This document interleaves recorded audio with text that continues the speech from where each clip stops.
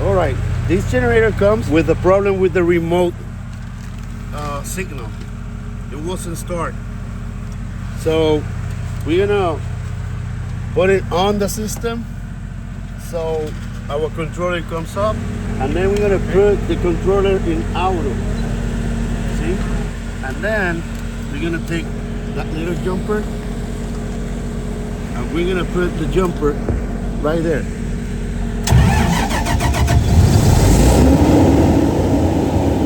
Well, now the generator is running. Okay? Right. Now the generator is gonna stop because I take the wires out. So those contacts are normally open. So in the ATS should be normally open too. And when the power goes off, that switch in the ATS close the signal and then start the generator. All right. So this one, it wasn't reading the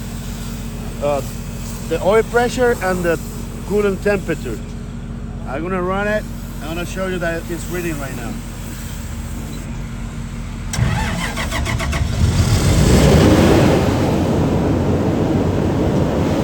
See, now it's reading the PSI. And it's reading the coolant temperature. Okay, the other issue with the generator is that we will change the voltage switch. The controller wasn't read the change for the voltage. Now it's reading. You have to know and understand that you cannot change that voltage switch with the generator running. That's gonna make an arc, a flash arc inside the switch and gonna burn out the generator. So the generator has to be stopped when you change that switch. Now the generator is in 480. I'm gonna change it to 208. So the voltage switch is right there. So now we're gonna change it to 208. Okay, now we're gonna run the generator. We're gonna put the controller switch, the main switch.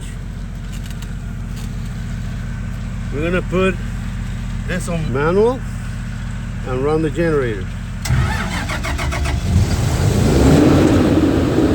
Now you can see it's reading the voltage. It's a little bit over.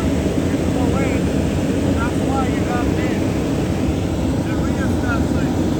What you're gonna do is loosen up and take down the voltage.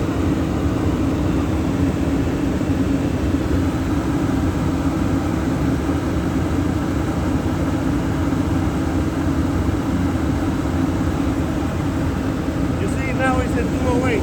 That is the only way to change the voltage. It's not gonna change automatically.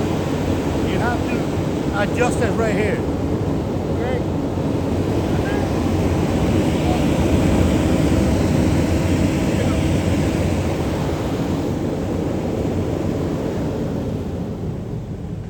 all right, so this is the way to change the voltage, and this is the way to work with the remote start.